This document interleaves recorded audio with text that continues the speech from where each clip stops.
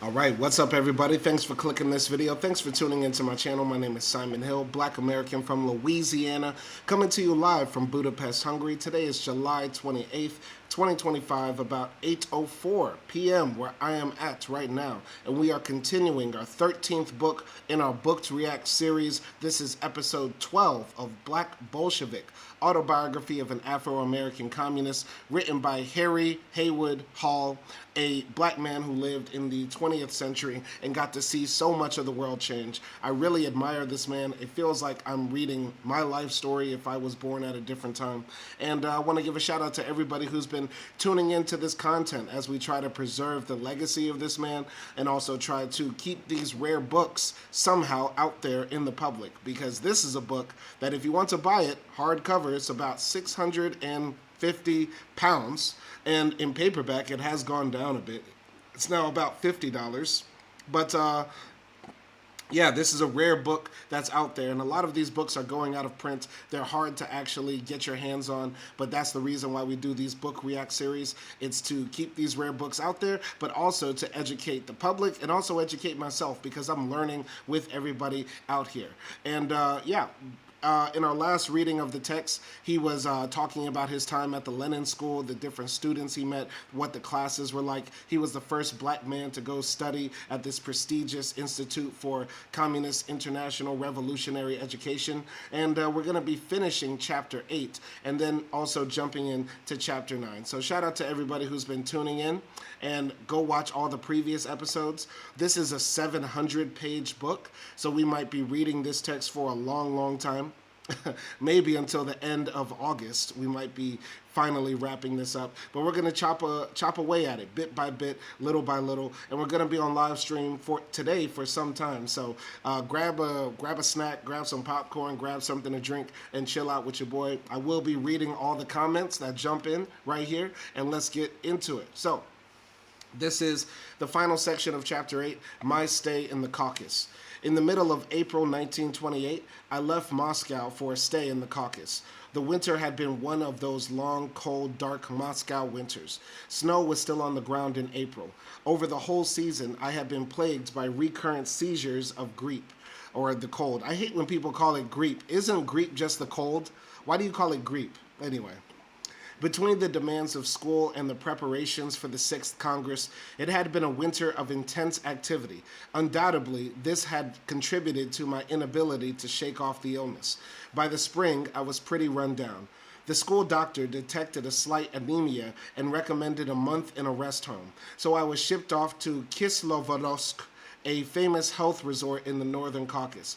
I traveled south and east across the Ukrainian steppe, where spring had already come to a Rostov-on-Don, the administrative center of the northern Caucasus region.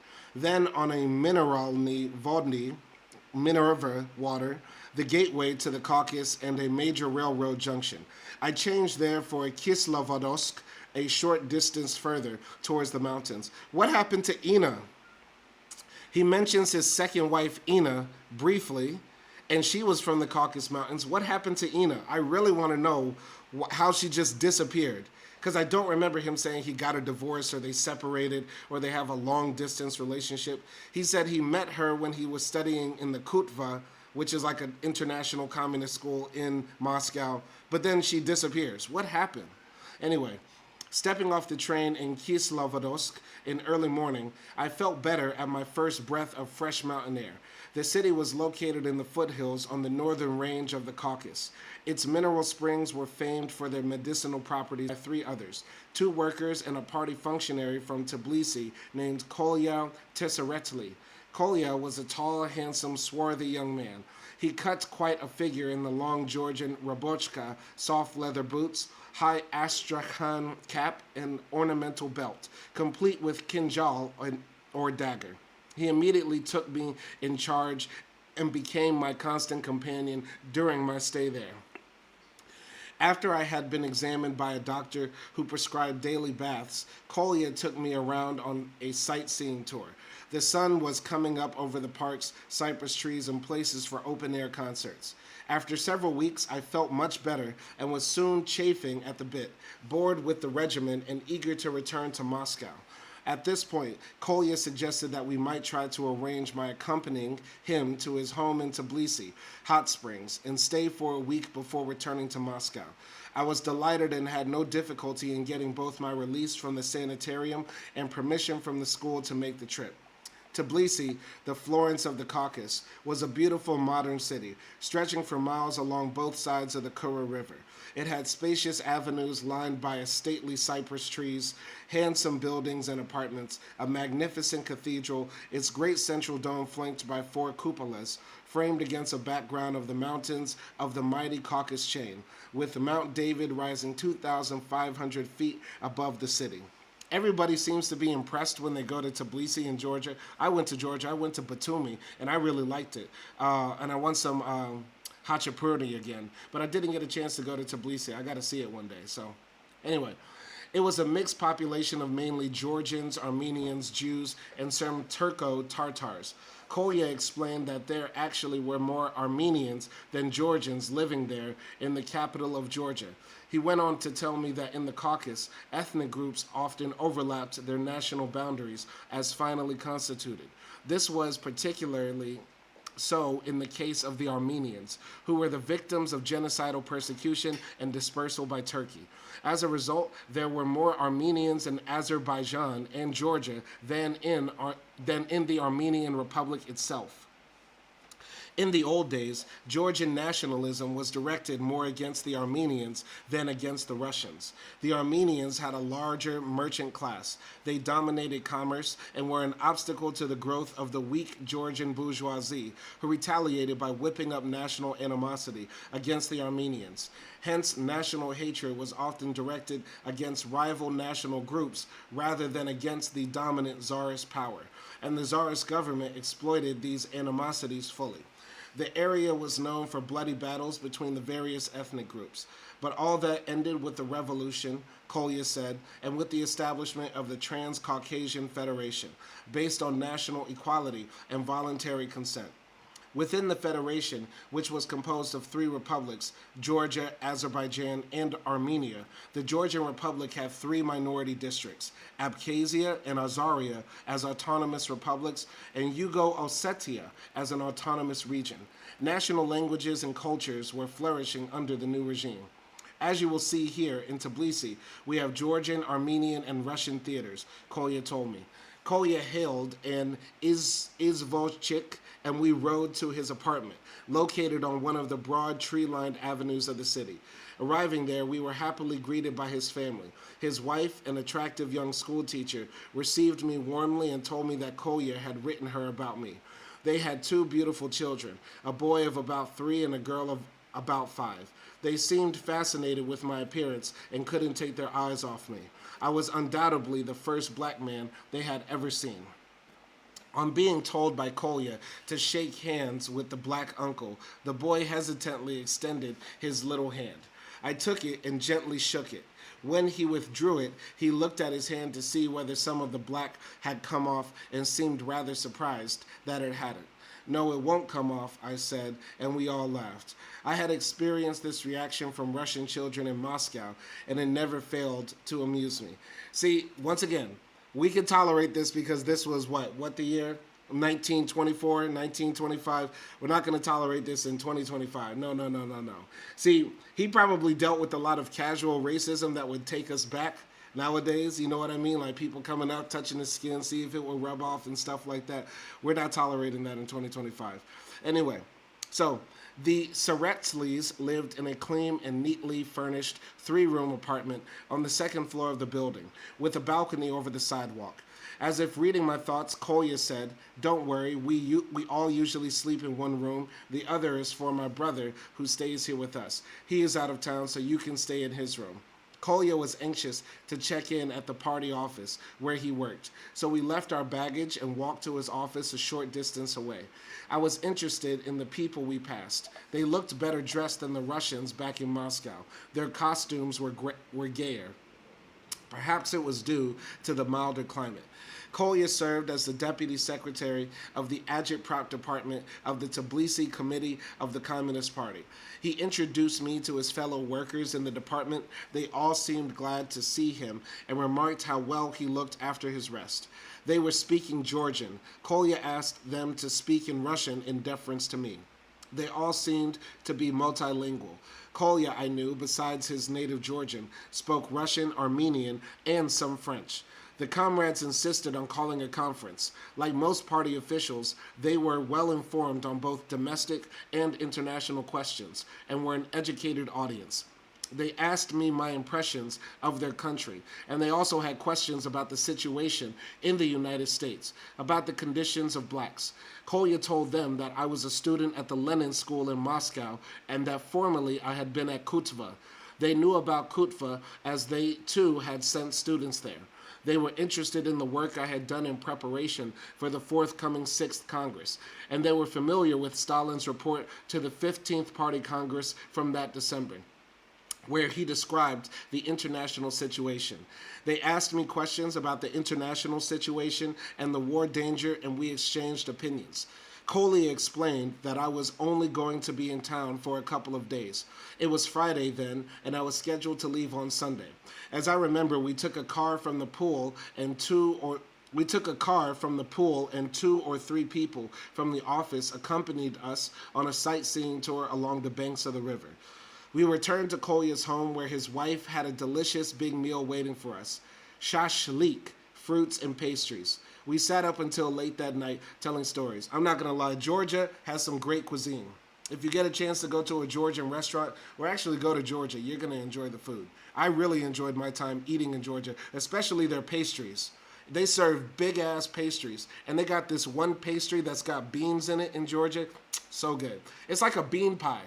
It's kind of like a bean pie, but it's like a croissant with like beans inside, with like refried beans that you can find in Georgia. It's so dope. Anyway, I'm going to continue. The next day, we saw a number of places of interest, bathed in the famous hot sulfur springs, went up to the summits of Mount David, and saw the old church on the mountain, which dated back centuries, and the mausoleum of famous Georgian poets and patriots. All in all, we spent a very enjoyable weekend together.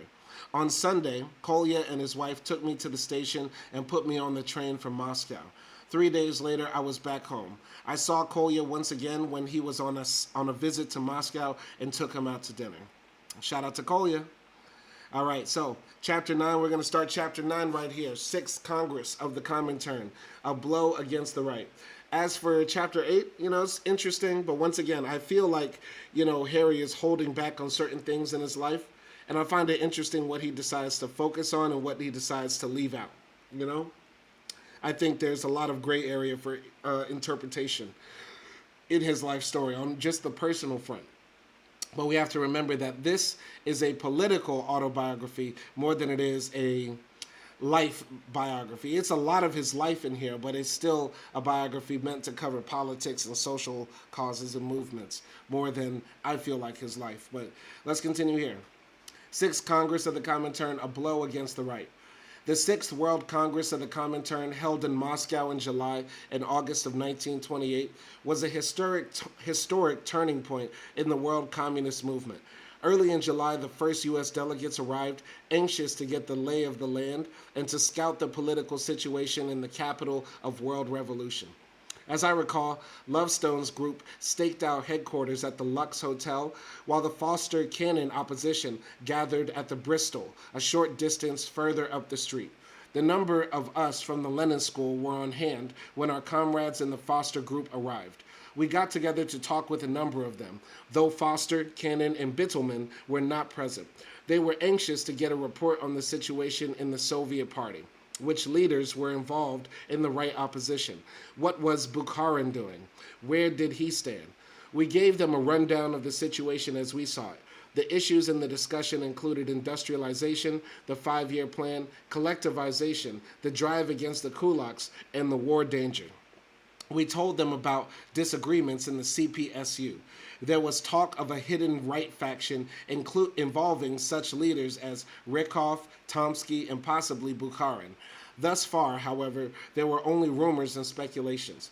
The fight was not yet out in the open, but was confined to the Politburo and the Central Committee. A plenum of the Central Committee had been called on the eve of the Sixth Congress and was at the moment in session. We told them that we could undoubtedly find out at the Congress if there were any new developments. On their part, our fellow oppositionists ran down the latest developments in the inter-party struggle at home. We already knew of the findings of a special American commission which had been set up at the 8th plenum of the Communist International in May 1927. The commission's final resolution had called for the unconditional abolition of all factionalism. Both sides ignored the resolution, however, as the most vicious factionalism continued in the party. At the 5th convention of the CPUSA in the fall of 1927, the Lovestone Pepper Bunch were able to outmaneuver the Foster-Cannon opposition and win control of the organizational apparatus. Firmly in the saddle of power and riding high, their support came from the belief on the part of the membership that the Lovestone Group had the endorsement of the Comintern, a myth assiduously cultivated by the Lovestone cohorts. They were playing a deceitful game of double bookkeeping, both with respect to the Comintern as well as to the membership at home.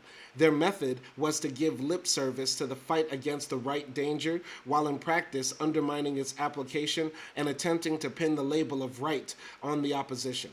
Typical of this duplicity was their sabotage of the line of the Red International of Labor Unions, RILU, their 4th Congress, which had called for the formation of the new unions in industries and areas where the workers were unorganized. In the U.S., the new upsurge in class struggle, combined with the refusal of the AFL, craft-type union leaders, to organize the majority of industrial workers, demanded that the communists take the lead and organize the unions themselves. At this point in the discussion, it was pointed out that Foster himself was still not clear on the question of the formation of the new unions. Other members of the group admitted that they had also vacillated on the question when it was first raised, after the decisions of the 4th RILU Congress, but it appeared that they now had a better grasp of the matter. On the question of the estimate of the international situation, they pointed out that their record was clear, whereas the leadership definitely underestimated the economic crisis and radicalization of the workers. They admitted that they were late in pressing the question of independent unions, but now they had finally decided to launch textile, mining, and needle trades industrial unions. Lovestone had jumped on the bandwagon at the last minute as a loud trumpeter of the new union's line in an attempt to clear his record before the World Congress. On the whole, our comrades were full of fight and optimistic at the outcome of placing their case before the World Congress. They seemed sure that they would get a favorable hearing. The strategy was to expose the Lovestone Pepper leadership as the embodiment of the right danger in the U.S. party, and to explode the myth of their Comintern support, thus laying the basis for the victory of the opposition at the next party convention. This strategy was pressed at the numerous caucus meetings of the opposition bloc, which I attended before and during the Congress. But all was not well within the ranks of the opposition. That much was evident at the first meeting of our caucus. First, the leader of the minority came under sharp attack for his vacillation on the question of the new unions from his immediate co-workers, Biddleman, Cannon, Browder, and Johnstone. Foster had been alone in his resistance to the new policy. Most of the members of the minority have vacillated on, if not openly resisted, the decisions of the 9th Plenum and of the 4th Congress of the RILU on this question. But Foster had been the most stubborn, clinging to the old policy based on the organized workers rather than the unorganized, which placed main emphasis on work within the old reactionary-dominated AFL unions. This policy, which Lazovsky had caricatured as dancing a quadrille around the AFL and its various unions, regarded the organization of unions independent of the AFL as dual unionism, a hearsay left over from the days of the IWW.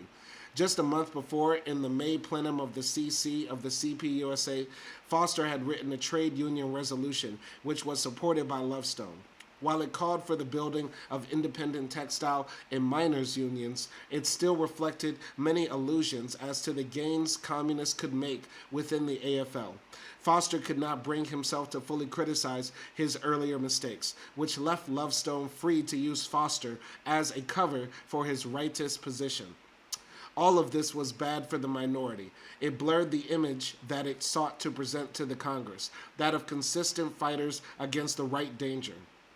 There was a heated exchange at the first meeting of the Minority Caucus. As I recall, Foster contended that he had not in principle been against the new turn, but against those who interpreted it as a signal for desertion of the work in the old unions. It was clear that at this point, Foster had lost the leadership, at least temporarily, of his own group.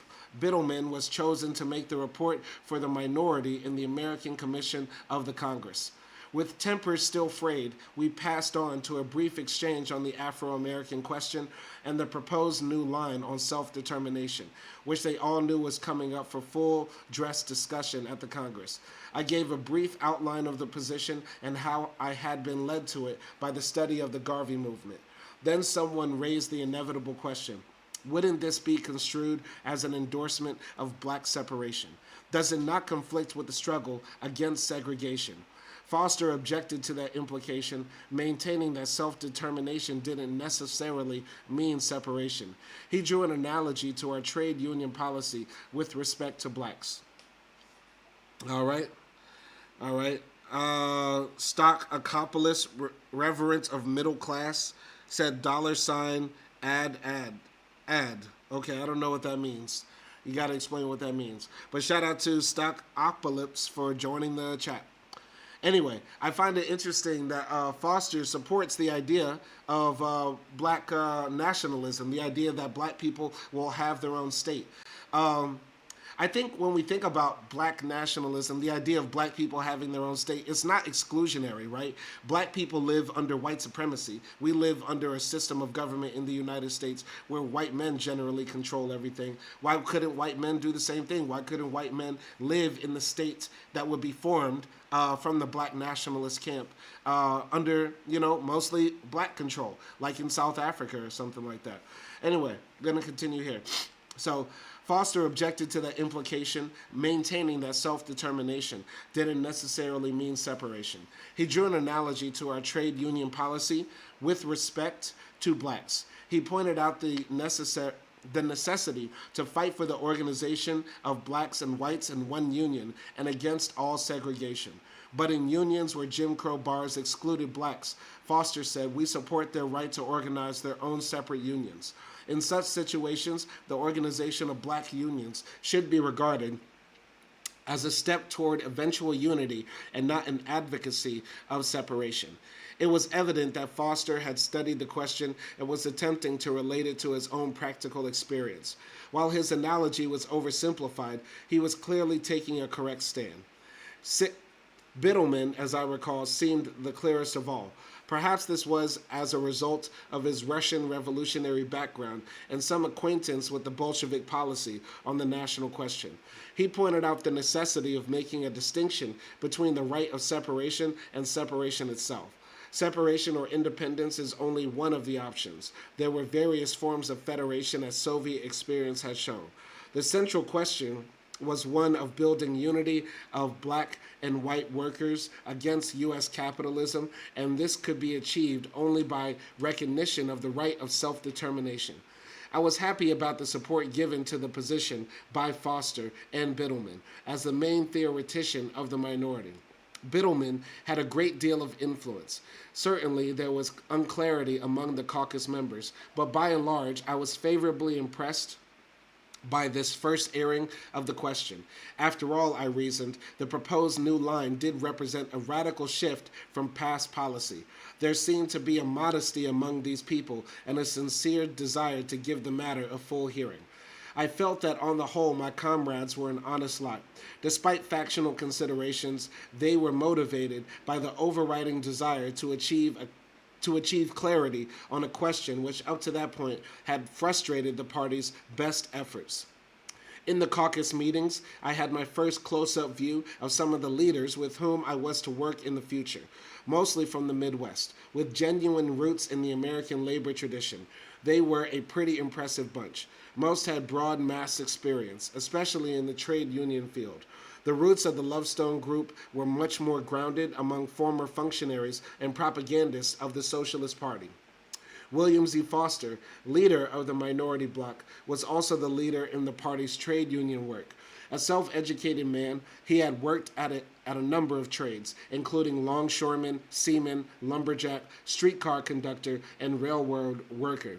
Born in Massachusetts, he spent his early childhood in Philadelphia and came into prominence as a trade union leader in Chicago.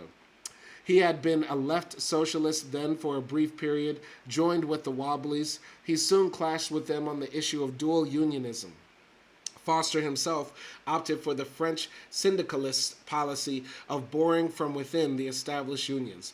He joined the Communist Party in the summer of 1921 and brought an entire group of trade unionists with him. In Chicago, Foster was deeply involved in trade union work. He had served as business agent for the Brotherhood of Railroad Carmen of America, was a founder of the TUEL, initiated the nationwide drive to organize the stockyard workers in 1917, and was leader of the 1919 steel strike, the attempt to organize 365,000 steel workers. It was in this strike that he became a nationally known left trade union figure. The first time I saw Foster in action was at the Fourth Party Convention in Chicago in the summer of 1925. I remember him angrily pacing with clenched fists back and forth across the platform behind Ruthenberg as the latter berated him from the rostrum. Here in the caucus, he was again an angry man, but under the lashing of his friends and co-factionalists. Jack Johnstone, a Scotsman, still had the Scots burr in his speech. An ex-Wobbly and close co-worker of Foster, he had been one of the young radical trade unionists. A member of the Chicago Federation of Labor from the Painters Union, Johnstone was a leader in the TUEL. I had met him in the 4th RILU Congress. His name was familiar to me because of his role as a leader in the organization of the Chicago Stockyard Workers, in which my sister had been involved. Johnstone was the organizer of the drive for the Chicago Federation of Labor and later became secretary of the Chicago Stockyards Council with 55,000 white and black members. On the eve of the 1919 riots, he had helped to organize a parade of white stockyard unionists through the South Side in solidarity with the black workers. I had the pleasure of working with Johnstone later in Pittsburgh and in Chicago, where he was industrial organizer for the district. He was a quiet, unassuming guy with a wry sense of humor. Earl Browder of Wichita, Kansas, served his ideological apprenticeship as a radical trade unionist in the socialist and cooperative movements. Arrested in 1917 on charges of defying the draft law, he spent 3 years in the federal penitentiary at Leavenworth, Kansas. I had known Browder briefly in Moscow while he was rep to the Profintern, before he went on a 2-year mission to the Far East for that organization. We Kutva students would often visit him at his room in the Lux Hotel, where he would play checkers with Golden, who usually won. He told us that when he was at Leavenworth, he had met a number of former members of the Black 24th Infantry who had been involved in the Mutiny Riot in Houston, Texas, in the summer of 1917. He told us that they often played baseball together in prison. Interesting.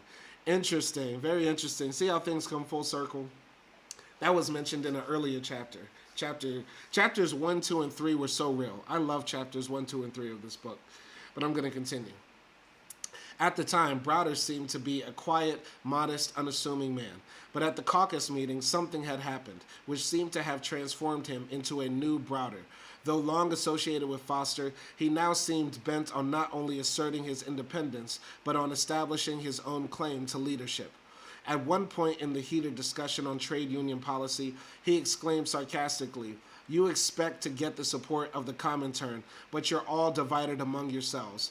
There's a Cannon group, a Biddleman group, a Foster group, while I'm for the Browder group." No one seemed to take his remarks seriously, but less than a year later, Browder was to emerge as secretary of the party. James P. Cannon was also from Kansas, a tall, raw-boned Midwesterner of Irish descent. He came from the same trade union background as the other caucus leaders. He had been a traveling organizer for the Wobblies and an editor of a number of labor papers. He was a supporter of Trotsky, although he didn't admit it at the Congress. Later, he split from the party and helped form the Trotskyist Socialist Workers' Party. Bill Dunn was a man of impressive credentials. Raised in Minnesota, Dunn entered the trade union movement as an electrician. Then in Butte, Montana, during World War I, he edited the Butte Daily Bulletin, official organ of the Montana Federation of Labor and the Butte Central Labor Council. Dunn had been secretary of a local of electricians. Dunn had been secretary of a local of electricians, vice president of the Montana Federation of Labor, and a member of the state legislature on the Democratic ticket, which in Butte was labor-controlled. He helped organize the Socialist Party branch of Butte and brought into it the Communist Labor Party in 1919. I got to know Bill quite well. He was in the Soviet Union for some months before the 6th Congress as a prof-intern rep. I first met him through Clarence Hathaway, and both were associated with the Cannon subgroup. Bill was familiar with the emerging line on self-determination and supported it. He had written a number of articles on black workers in the mid-20s. To me, he was the most colorful figure in our caucus, and a man of unusual brilliance. Keen-witted, sharp in debate, he had an extraordinary sense of humor.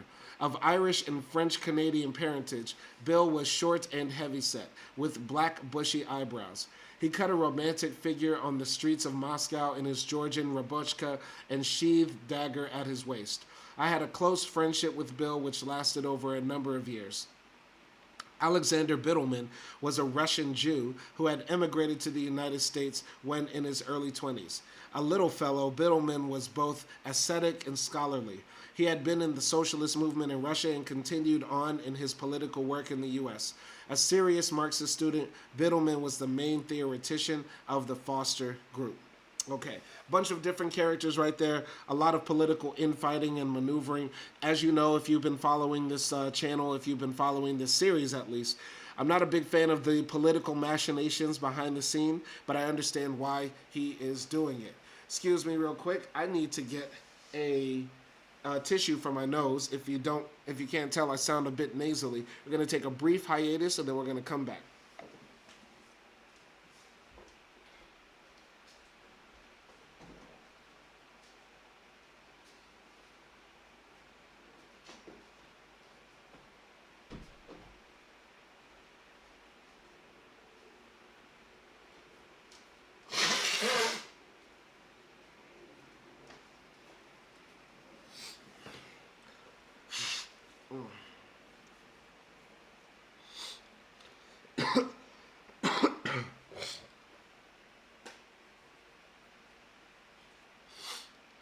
Sorry about that. Had to clear out all that congestion in this area right here so I could read better for the people. But let's continue here. So, the Lovestone Caucus. The Lovestone Pepper Caucus was meeting at the same time. They too were mapping out plans for the battle on the floor of the Congress. Lovestone also had his troubles. Most involved the shedding of his opportunist reputation for that of crusader against the right danger. Most of the big guns were on the scene: Lovestone, Pepper, Weinstone, and Wolf.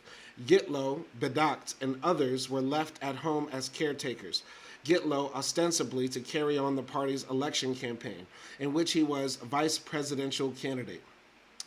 While I was the only black in the minority caucus, the Lovestone Pepper Caucus claimed the allegiance, if not the ardent support, of a number of leading black comrades.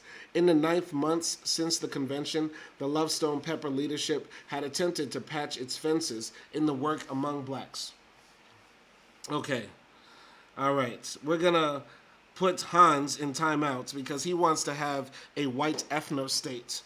Hans wants a white ethno-state, so he shouldn't be around here. We don't tolerate white supremacists, fascists, people like that. Hans, until you get better politics, we're not going to allow you to come around here, okay? All right, while I was the only black in the minority caucus, the Love Stone Pepper Caucus claimed the allegiance, if not the ardent support of a number of leading black comrades. In the 9 months since the convention, the Love Stone Pepper leadership had attempted to patch its fences in the work among blacks. Otto Haywood, now a member of the Central Committee and district organizer in Buffalo, was the first black district organizer. Richard B. Moore was assigned to the International Labor Defense, and Cyril P. Briggs was editor of the Crusader News Service, which was subsidized by the party. But none of these could be called ardent supporters of Lovestone. They were all dissatisfied with the status of Afro-American work, which was reflected in the small number of black cadres in the party. In general, it was still difficult to draw a hard and fast distinction between the factions on questions concerning Afro-American work. Blacks in the Lovestone delegation included H.V. Phillips and Fort Whiteman, both directly from the United States, and students from the graduating group at Kutva, Otto, Farmer, and Williams. Golden had already left for home. The group also included William L. Patterson, the young attorney who had worked with the party on the Sacco-Vanzetti case and who had been sent to Kutva just before the Congress. James Ford, who worked in the Profintern and was to become an outstanding party leader in the 30s, stood aloof from both groups as I remember. His sympathies seemed to be with the Foster Cannon opposition, however. Among the blacks attending the Congress, I was the only one supporting the new line on self-determination. The others insisted that it was a race question. All right, M, keep doing what you're doing, Simon. Black Marxist theory needs to be spread far and wide. Class consciousness is on the rise thanks to people like you. I love that. Shout out to that. See, I get a lot. Sometimes I get discouraged. Because for some reason my channel attracts a lot of white supremacists, nationalists, black fascists as well, xenophobes, all sorts of types. But I appreciate that. What we're trying to do is educate the people, raise class consciousness, all that type of stuff. I really, really do appreciate that. Because most of the time when I check my comment section, it's just N-word. It's just monkey. It's just all types of racial slurs and disrespect that can be thrown at a black man. I see it every single day I turn on YouTube. So the fact I go live this much, I post this much, I do a lot on my channel is because I just genuinely love spreading information that I think is important and also educating myself. But let's continue here. So, among the blacks attending the Congress, I was the only one supporting the new line on self-determination. The others insisted that it was a race question, not a national question, implying that the solution lay through assimilation under socialism. Probing deeper, I found that most were hung up on a purist and non-Marxist concept of the class struggle, which ruled out all strivings towards nationality and black identity as divisive, running counter to internationalism and black and white unity. It was an American version of the pure proletarian revolution concept, a domestic manifestation of the old deviation in the socialist and communist movements against which Lenin, Stalin, and others had fought in the development of the Bolshevik policy on the national and colonial question. Here's my thing about black nationalism. I thought about this. The reason I didn't go live for a few days is because I did more research on Harry Haywood's argument for black nationalism, black nationhood, right, under the Marxist lens. And there's a great YouTube channel called Socialism for All, where they read Chapter 7 of Harry Haywood's book on the Negro question. And in it, Harry Haywood talks about why blacks deserve their own state, etc., etc. And my thing is, like, it comes down to, do the people want it? Do black people actually want our own nation on the American continent, right?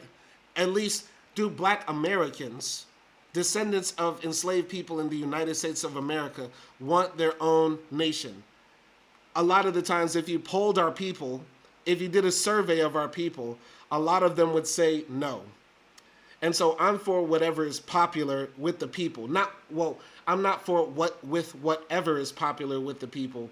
But as far as the national question, I can't find a reason to get behind it. And so this is where I diverge with Harry Haywood, I guess. All right. M says, I'm so sorry that your channel attracts such messed up characters with messed up politics. And my God, I'm sorry that you're being so dehumanized and disrespected in your comments.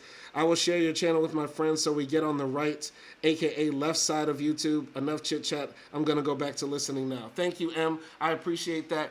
You know, I don't want my channel to be 100,000 subscribers. I don't want to get rich off of YouTube. I've been doing YouTube for years and not making money with it, really. I've gotten a few YouTube checks, but I get YouTube checks basically every 3 months. There are some YouTubers who instantly get money. I don't do this for money. I literally do this for educational purposes, for love, and to document my life. You get what I'm saying? So I appreciate you.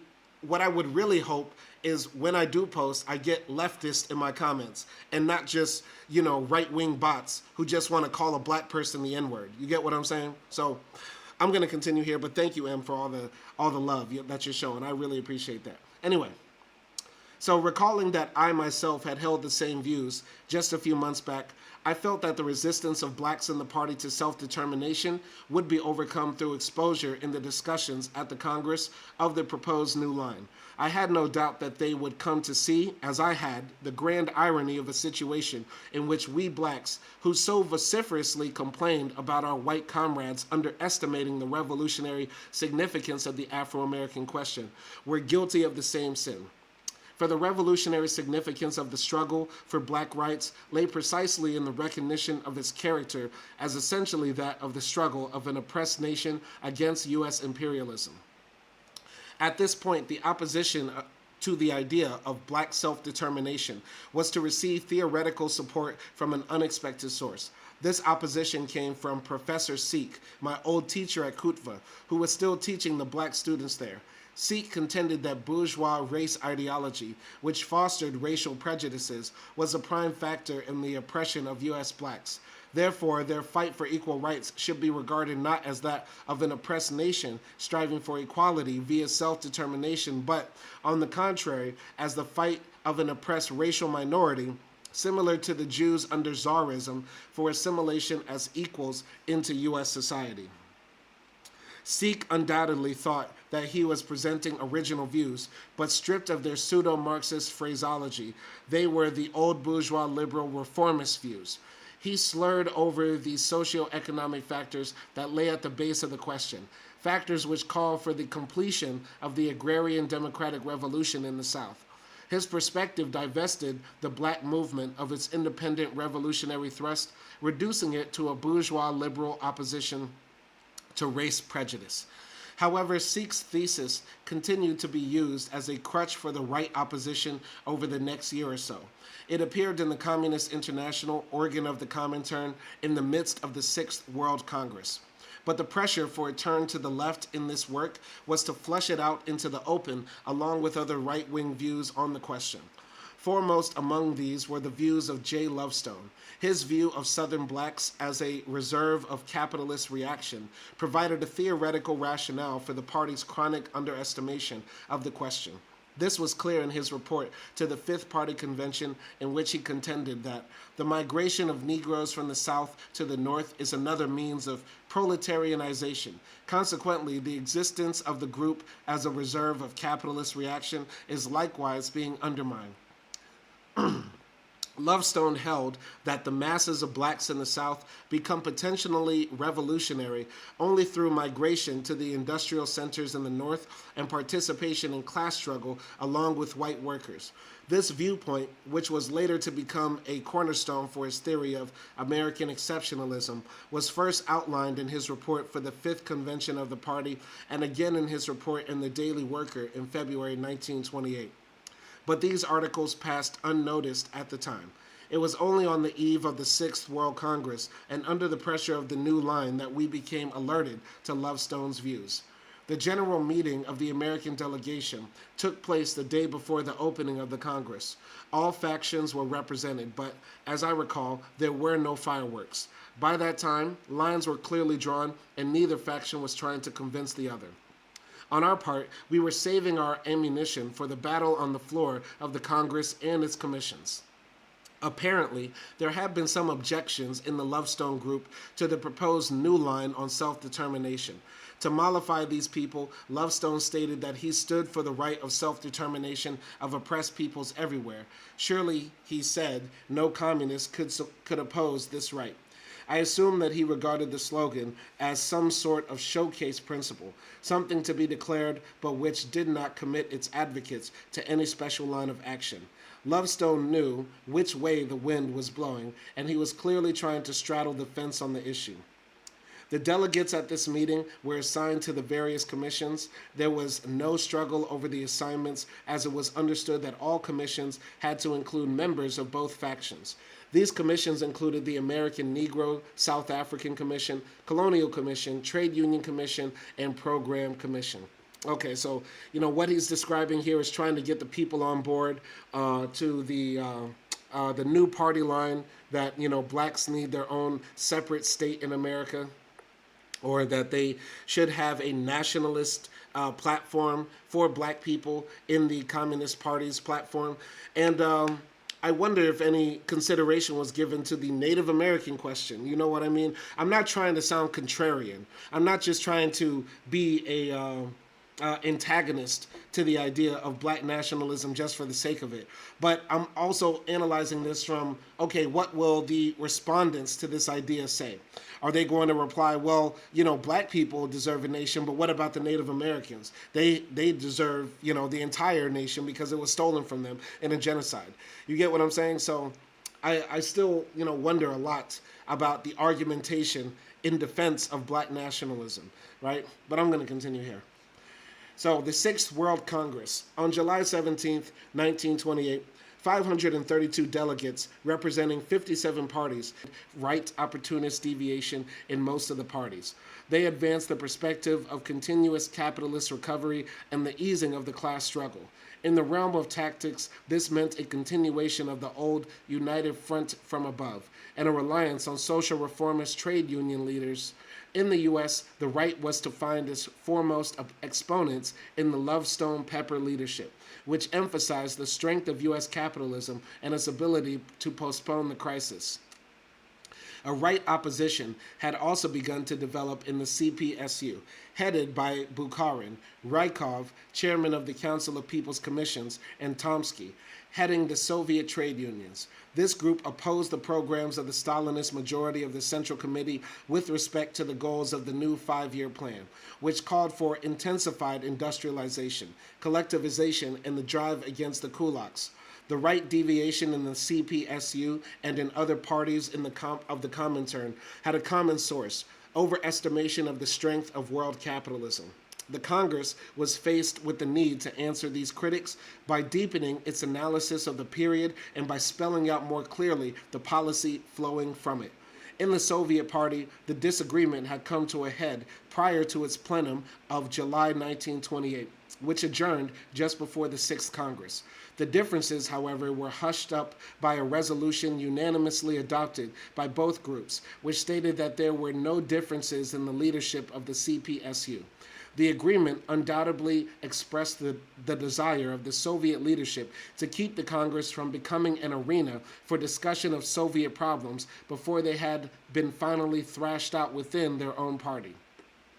The delegates, however, were not unaware of the struggle in the Soviet Party. They gathered in an atmosphere charged with rumor and speculation about differences within the CPSU. The questions in our minds were: who represented the right danger in the CPSU, the leading party of the Communist International? What was the role of Bukharin? What had been the outcome of the discussions in the plenum of the CPSU? How would the Congress be affected? We did not have long to wait for answers to these questions. Differences developed over sections of Bukharin's report on the international situation and tasks of the Comintern. In his report, which was distributed on July 18th, at the second session of the Congress, Bukharin analyzed the post-World War I international situation, dividing it into three periods. He defined the first, 1917 to 1923, as one of revolutionary upsurge, the second, 1924 to 1927, as a period of partial stabilization of capitalism, and the third, 1928 on, as one of capitalist reconstruction. Bukharin made no clear distinction between the second and third periods. The latter was simply a continuation of the second. According to his characterization, there was nothing new at the present time to shake the capitalist stabilization. On the contrary, capitalism was continuing to reconstruct itself.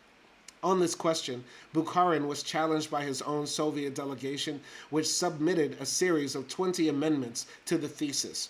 These characterized the third period as one in which partial stabilization was coming to an end. Later, in his criticism of Bukharin's position, Stalin pointed out the decisive importance of a correct estimate of the third period. The question involved here was, are we passing through a period of decline of the revolutionary movement, or are we passing through a period when the conditions are maturing for a new revolutionary upsurge, a period of preparation of the working class for future class battles? It is on this that the tactical line of the Communist Party depends. At first, all of this was somewhat confusing to us. In his opening report, Bukharin had declared the right deviation the greatest danger to the Comintern. But in his characterization of the third period as one of virtual capitalist recovery, he had adopted the main thesis of the right. He had also put himself in the awkward position of being rejected by his own delegation. But as Stalin was later to point out, it was his own fault for failing to discuss his report in advance with the Soviet delegation, as was customary. Instead, he distributed his report to all delegations simultaneously. In accordance with our battle plan to expose the Pepper-Lovestone leadership as the embodiment of the right deviation in the American Party, our caucus took the offensive. Even before the discussion on Bukharin's report began, our minority had submitted a document entitled The Right Danger and the American Party. It was signed by J.W. Johnstone, M. Gomez, W.F. Doon, J.P. Cannon, W.Z. Foster, A. Biddleman, and G. Siskind. The document contained a bill of particulars in which we sought to point out that the rightist tendencies and mistakes of the Lovestone-Pepper leadership added up to a right line. Our attack, however, was hobbled by blemishes in the stateside record of our own caucus. At that point, it would have been hard to discern any principled political differences between the majority or minority. Nevertheless, differences were developing on the estimation of the third period and U.S. imperialism. Pepper and Lovestone exaggerated the might of U.S. imperialism and spoke only of the weakness of the U.S. labor movement and the class struggle in this country. But the minority had also wavered on the question of building independent trade unions, the logical follow-through of the correct estimate of the objective situation in terms of practical policy. On the Negro question, the minority record up to that point had been no better than that of the majority. This fact was quickly pointed out by Otto and others. Both groups had shared the same mistakes. As Foster later observed, both factions had traditionally considered the Negro question as that of a persecuted racial minority of workers, and as basically a simple trade union matter. It was this orientation which explains the party's shortcomings in this field of work. But now, the tentative endorsement by our caucus of the proposed new line on the Afro-American question strengthened its position vis-a-vis the majority leadership. The prospects of our minority were brightened by the difficulties of Lovestone's friend and mentor, Bukharin. Corridor rumors concerning his right-wing proclivities were now being confirmed by his differences with his own Soviet delegation on the character of the third period. The Congress was now settling down to work. A number of commissions were formed to discuss and formulate resolutions on the main subjects confronting the Congress. Among them were 1. A commission on program to complete the drafting of a program for the Comintern. Boy, the old communists were hella bureaucratic, my God. A commission on program to complete the drafting of a program for the Comintern. That's just... I understand, right? It's democratic in the sense that it's, commission-based. It's a bunch of people in a room hashing out their issues. But boy, is that bureaucratic. My God. Anyway, number 2, 1 on the trade union question to apply the struggle against right opportunism to the trade union field. And 3, a commission on the colonial question, which discussed strategy and tactics of the liberation movements in the colonies and semi-colonies and the tasks of the Comintern. There were also several commissions on the special problems of individual parties. My major concern, however, was the Negro Commission, which was to take up the problem of U.S. blacks in the South African question. Although set up as an independent commission, in reality it was a subcommittee of the Colonial Commission. The resolutions formulated by it were included in the final draft of the Congress's thesis on the revolutionary movement in the colonies. The Negro Commission was set up on August 6th at the 23rd session of the Congress. It was a memorable day, particularly for us black communists, a day to which we all had looked forward. At last, there was to be a full-dress discussion on the question. Okay. All right. M says, I have been wondering how to square my ideological support for black separatism, nationalism, and my anti-Zionism. That's a very good point. Would love to hear your thoughts. Sorry if I'm distracting from your reading. No, M, not at all. Any comments you leave will be led. This is the thing. I think Zionism is inherently different than Harry Haywood's concept of black nationalism or black separatism within the United States. We're not making a claim that America is our promised land that was given to us by God, and we have to fulfill these sort of biblical prophecies to return to the land. I believe Harry Haywood and other black nationalists within the Communist Party are making the argument that black people toiled the land, they worked the land, they developed the wealth of the land, and within the Marxist framework, the workers should own the means of production. Right? And in this case, the means of production of the South were mostly agricultural, cotton, tomatoes, tobacco, et cetera, right? And black hands worked those lands to create that wealth. Also, we know that black people also developed and built the roads, the infrastructure, the ports, the railroads, many different things other than just the land as well. Also, because blacks suffer disproportionately discrimination in the United States because of their history and also their phenotype and other things that are put upon these the social concept of race, that blacks therefore should have the right to self-determination to guarantee their safety and freedom away from oppression. I think that is a bit different than Zionism to some degree. The Jews had a history in the Levant, in the Middle East, that went back thousands of years. And yes, they did inhabit what is now called Israel, which should be referred to as the land of Palestine. But they lived amongst the Muslim empires for centuries, and a lot of the times the Jews were not oppressed. I'm not saying that there weren't pogroms, that there weren't times when the Jews had disadvantage, but I believe historically, and this has been proven, that the Jews lived in harmony with the Muslims over there, right? And I think what we're seeing now is that the creation of the state of Israel has led the Jews, or the Zionists, I would say the Zionists, not the Jewish people, because not all Jewish people are Zionists, has led them to a path of destruction, a path of committing a genocide and an illegal occupation of land.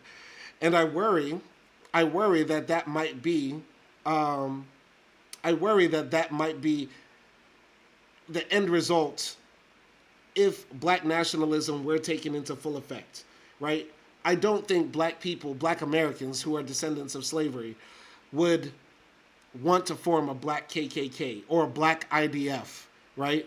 And say that the whites need to be expelled, driven from the Mississippi to the sea. I can't imagine black people saying, we're going to drive the white man from the Mississippi to the sea. I cannot imagine us doing that. You get what I'm saying? What I think would be a better line than black nationalism would be a continuation of Reconstruction. I don't know if that is reactionary, if that is revisionist, but if you read W.B. Du Bois's Black Reconstruction, or just watch some documentaries about what happened during Reconstruction, which was the program to rebuild the South and enfranchise black men after the end of slavery, after the end of the Civil War. There were many black people who had political power, who were gaining commercial power, et cetera, et cetera. And I think, what happened with the compromise of, I believe, 1870 or 1878, the compromise of 1878, where the presidential election was decided in a back room, where they decided that Reconstruction will not continue.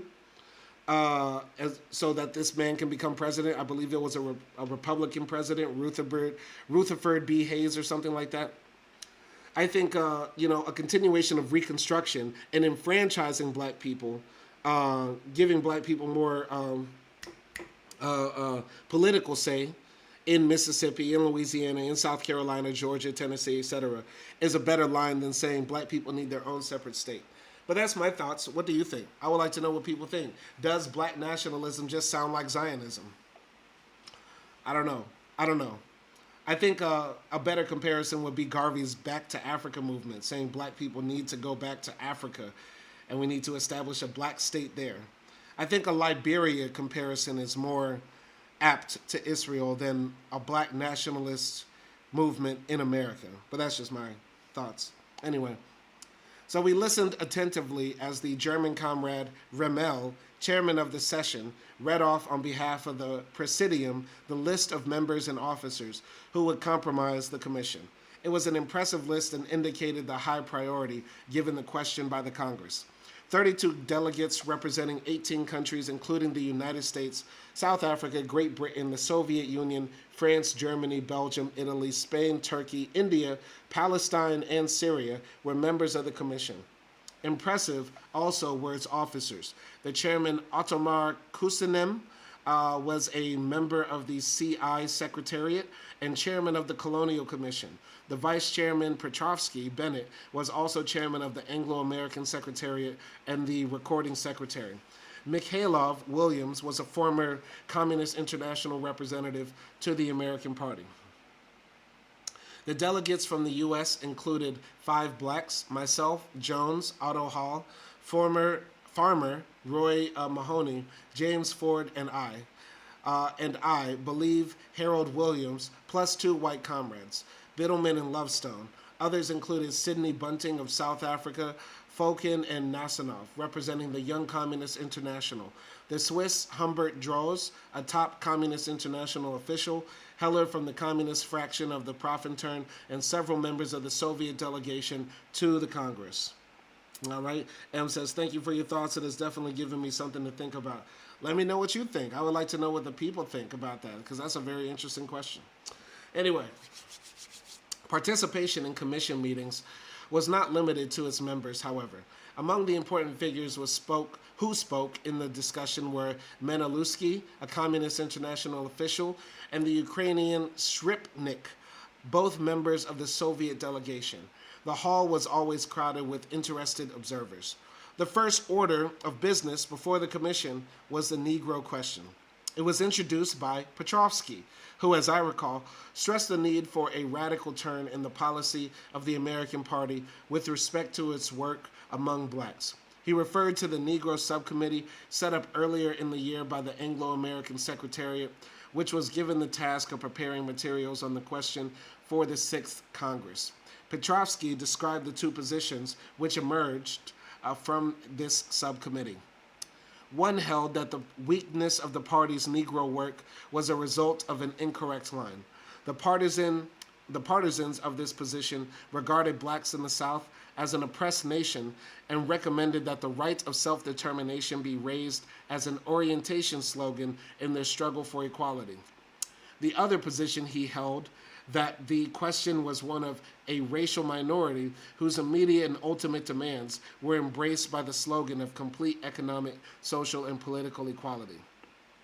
The supporters of this position attributed the weaknesses in the party's Afro-American work to the underestimation of the importance of work among blacks.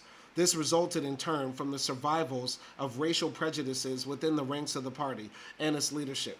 This position did not challenge the party's line, but called for its more energetic application. As I recall, Petrovsky stated that he himself favored the position on self-determination. He did not see it as a negation of the slogan of social equality, which, he said, would remain the main slogan for the black masses. But in the Black Belt, where blacks are in the majority, in addition to the slogan of equality, the party must raise another slogan, the right of self-determination. For here, equality without the right of blacks to enforce it is but an empty phrase. At the same time, he expressed agreement with the comrades who contended that the hangovers of racial prejudice in the party were a main obstacle to the party's effective work among blacks.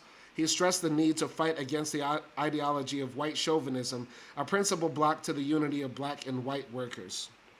And this goes back to what I said about 2 live streams ago. I feel like the Communist Party at this time was pushing for black self-determination because they had for so long neglected the black community. And within the Communist Party, as Harry Haywood admitted in his book, there were racist whites who looked down on black people in a paternalistic type of way, saying, yes, we want to help the Negro, but it will take good whites like us communists and socialists, to lead them to the finish line. You get what I'm saying? And so the Communist Party, as they became more diverse, began to reverse that sort of tendency within the party, and feeling this sort of, I guess, burden or shame because for so long they had been a black nationalism. It feels compensatory. It feels like overcompensatory, right? Like you're doing too much. To me, it felt like the Communist Party, the way Harry Haywood is putting it, decided, you know what?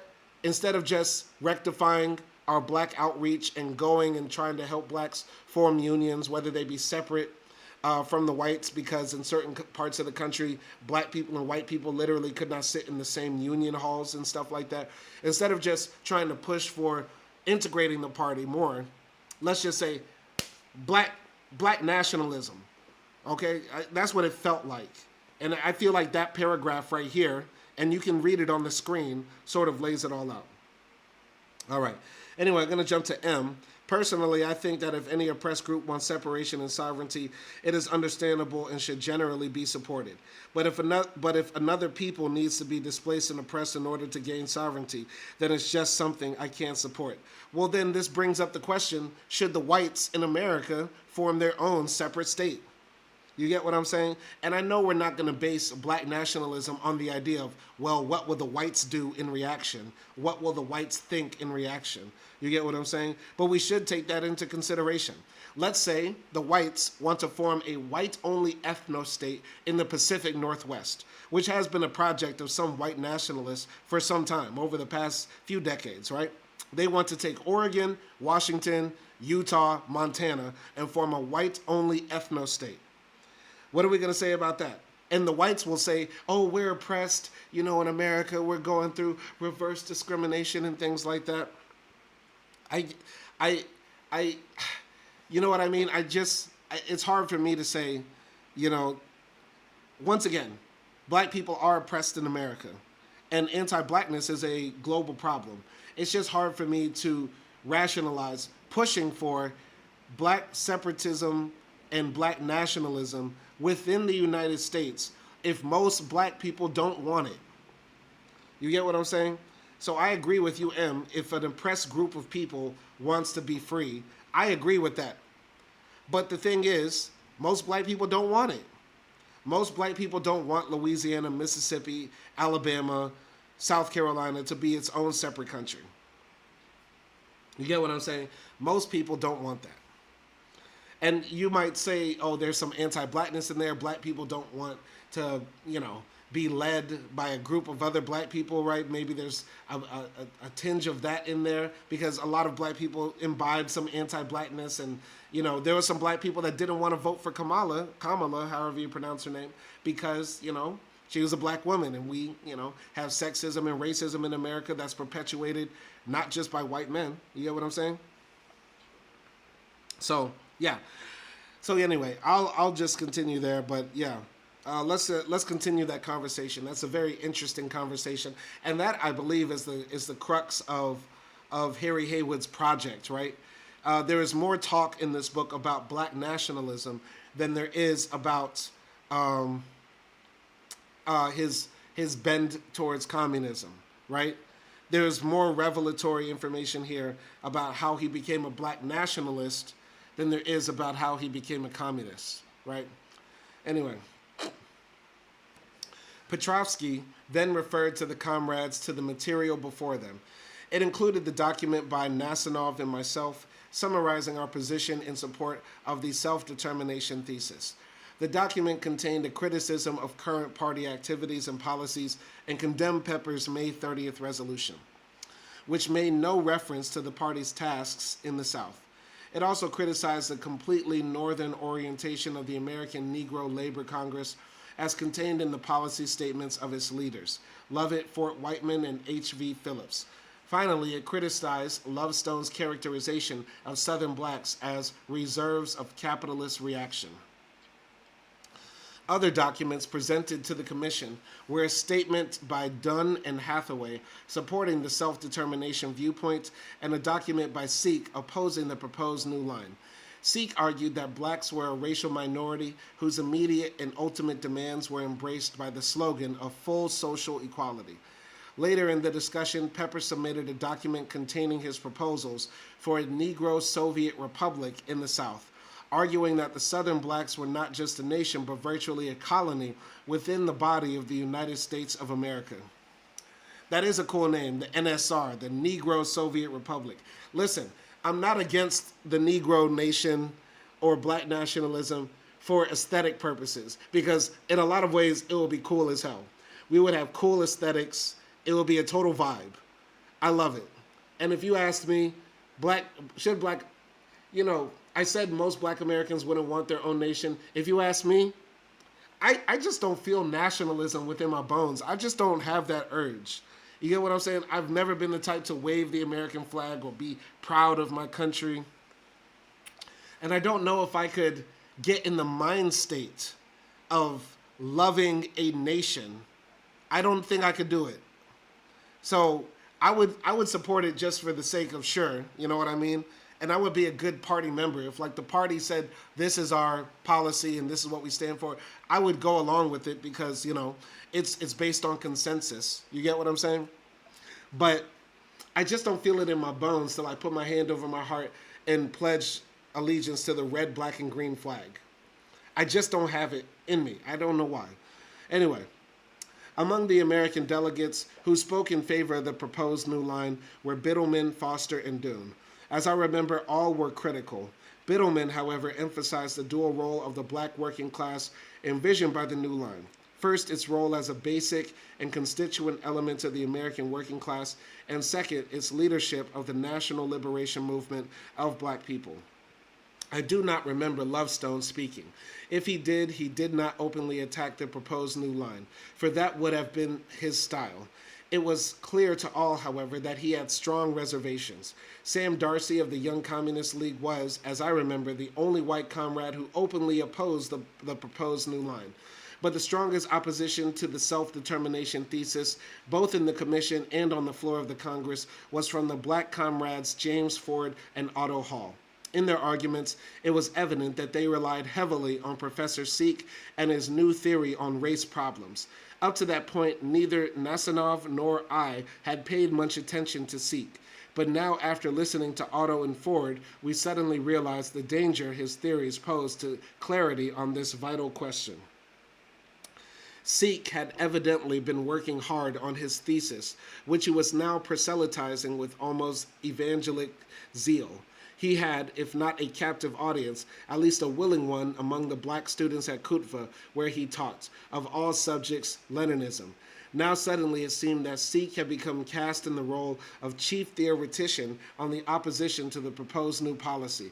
In their speeches, Otto and Ford repeated verbatim many of his arguments.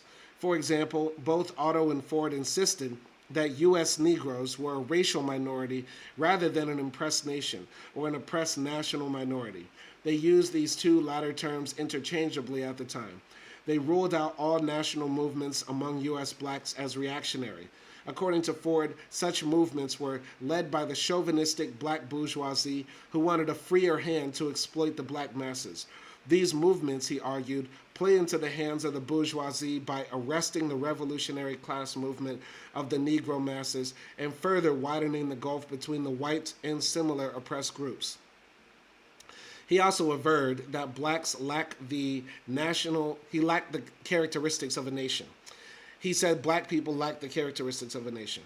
There was not the question of one nation oppressing and exploiting another nation. In the United States, Ford continued, we find no economic system separating the two races. The interests of the Negro and the white workers are the same. The Negro peasant and the white peasant interests are the same. The only problem, he contended, was one of racial differences on the color of skin, barriers set up by the bourgeoisie. Otto sharpened the argument and contended that blacks were not developing any characteristics of a national minority. There exists no national entity as such among Negroes. Continuing along the same line, Otto, by the way, Otto is Harry Haywood's brother. Okay? Otto saw no community of interest between the black bourgeoisie and the black toilers, whom he argued are completely separated from each other as far as class interests are concerned. In sum, he contended that historical development has tended to create in him, the Negro, the desire to be considered a part of the American nation. What then were the objectives of black liberation? They were, according to Sikh, the striving of blacks for intermingling and amalgamation. I was astounded and dismayed. This seemed to me to be a bourgeoisie cloaked in pseudo-Marxist rhetoric. A few days before, on the floor of the Congress, Ford and Otto complained bitterly about the rampant white chauvinism in the party and the widespread underestimation of the significance of Afro-American work. Could they not see that they were playing into the hands of the white chauvinistic downgraders of the black movement? They had conceded them their main premise, that the movement for black equality in itself had no revolutionary potential. By the way, for anybody who wants to know, we're going to keep reading till page 284. We're going to finish chapter 9 today. And so we're on page 264. We're going to knock out 20 more pages. So if you want to stay for that, I appreciate that. If you have to go, come back and listen to this on the playback on 2x speed. I always encourage that. Anyway, Sikh's theory had stripped the struggle for equality of all revolutionary content.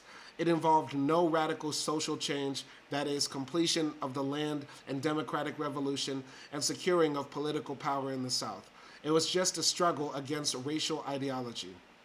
How was it possible for Otto and Ford and other black comrades to fall into this trap? They had separated racism, the most salient external manifestation of black oppression, from its socio-economic roots, reducing the struggle for equality to a movement against prejudice. It was a theory which even liberal reformists could support. And why did they downgrade the revolutionary nature of the black struggle for equality? I could only assume that it was an attempt on their part to fit the Afro-American question into the simplistic frame of pure proletarian class struggle. This theory ruled out all nationalist movements as divisive and distracting from the struggle for socialism. Lovestone's idea of the black peasantry in the South being a reserve of capitalist reaction was the logical outcome of this kind of thinking. What was clear to me was that our thesis of self-determination had correctly elevated the fight for black rights to a revolutionary position, whereas the proponents of Sikh's theories attempted to downgrade the movement, seeing it as a minor aspect of the class struggle. Our thesis put the question in the proper perspective, that is, as a struggle attacking the very foundation of American imperialism, an integral part of the struggle of the American working class as a whole. Honestly, what I think would have been because even Harry Haywood's own brother didn't like the idea of black nationalism. And Harry Haywood's older brother, had a rougher life than Harry, by Harry's own admission in this text. Harry Haywood's brother went through the ringer as a black man, in America. And even he is like, I don't think we need a nation. We need to be focused on fighting against the capitalists, the bourgeoisie, etc., etc. I'm just confused why the Communist Party didn't take the stand of reparations.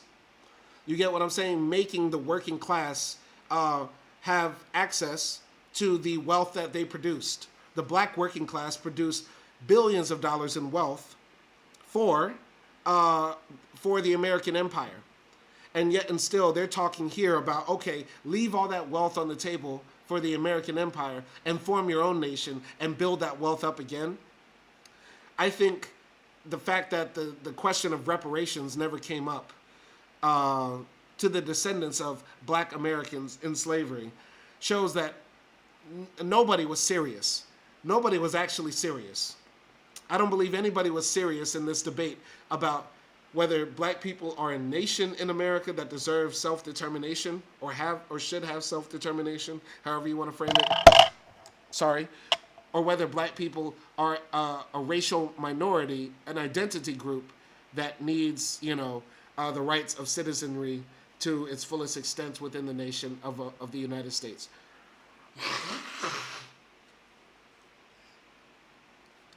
I think nobody was serious in this thing. The more I think about it. Anyway, so the sad fact was that Otto, his brother, Ford, and other partisans of Sikh's theories seemed completely unaware that they had come to a practical agreement with those white chauvinists who denied the revolutionary character of the black liberation struggle in the false name of socialism. Nasanov, sitting beside me, undoubtedly had similar thoughts. He muttered something in Russian that sounded like, "Lord, forgive them, for they know not what they do." During an interval in the Negro Commission sessions, I cornered Otto in the corridor and accused him and Ford of downgrading the liberation struggle and playing into the hands of the white chauvinist element in the party. How I asked him, did he expect to fight those responsible for the neglect of work among blacks when he accepted their main premise, that the struggle of blacks was not of itself revolutionary, and that it only becomes so when they, the blacks, fight directly for socialism. Otto indignantly denied this and accused me of allowing the question to be used as a factional football by the Foster Group. I conceded that they were not all clear, but I added heatedly, at least, that they had begun to recognize that their position had been wrong and they were trying to change it. We broke off the discussion. It was obviously useless to pursue the matter further. We were both getting emotional. No doubt our relationship had become rather strained as a result of our political differences. I was terribly saddened by this growing rift between my brother and me.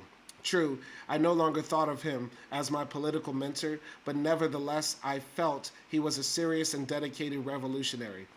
What I wondered were the pressures that pushed black proletarian comrades like Otto and Ford into this position. Foremost was their misguided but honest desire to amalgamate black labor into the general labor movement. Nationalism, they felt, was a block to labor unity. They failed to recognize the revolutionary element in black nationalism. I myself had held the same position only a few months earlier, but then I hadn't studied Leninism under Sikh. I remember running into Nasanov. We walked down the hall arm in arm, and he asked me if I was going to speak. I said, "I don't know, should I?" Knowing my shyness, he laughed and said, "We've got them on the run. We've submitted our resolution and supporting documents." We were then accosted by Menulisky, whom I had met before. He wanted to know if I was the only black supporting the self-determination position. I told him that thus far I was. How did that happen, he asked. That was a question I was still trying to answer myself. But before I could reply, he said, "Oh, I know. They are all good class-conscious comrades, but I understand them. We Bolsheviks had the same type of deviation within the party." He turned away to greet somebody else. "And well," he shouted, "and well he should understand." I reflected, for Menulisky had been one of the leading Ukrainian communists referred to in our class on Leninism, who, during the revolution in the Ukraine, had been guilty of the same deviation. He had been one of those whom the Bolsheviks had called abstract Marxists, those unable to relate Marxism to the concrete experience of their own people. On that occasion, he resisted the resolution of the CC drafted by Lenin, which made necessary concessions to Ukrainian nationalism. These included a softer line on the kulaks and the establishment of Ukrainian as the national language. What about Comrade Pepper's new slogan for a Negro Soviet Republic? Had he undergone a sudden conversion to the cause of black nationhood? Was this the same Pepper who had completely ignored the South in his May thesis and who had, during the program commission at the 5th Congress of the CI, 1924, asserted that blacks in the U.S. wanted nothing to do with the slogan of self-determination? Sudden shifts in position were not new to Pepper, who, as we have seen, was a man unrestrained by principles.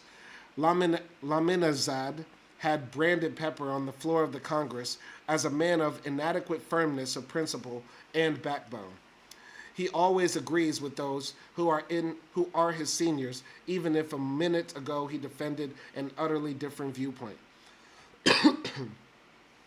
The commission rejected Pepper's slogan on the grounds that, first, it actually negated the principle of the right of self-determination by making the party's support of it contingent upon the acceptance by blacks of the Soviet governmental form. Secondly, it was an opportunist attempt to skip over the intermediate stage of preparation and mobilization of the black masses around their immediate demands. Pepper's position was actually an attempt to outflank the new position from the left. Clearly, he sought to grab the spotlight, to upstage the move towards a new policy. Perhaps he thought that the left-sounding term Soviet would make the new stress on the national character of the question more palatable to his factional cohorts of the pure revolutionary persuasion. Otto seemed to have nibbled on the bait. At least he felt it did not contradict his position. In his previously quoted speech, he stated, "There is no objection on our part on the principle of a Soviet republic for Negroes in America. The point we are concerned with here is how to organize these Negroes at present on the basis of their everyday needs for the revolution." In this case, however, Pepper had overreached himself, having jumped over the bandwagon instead of on it.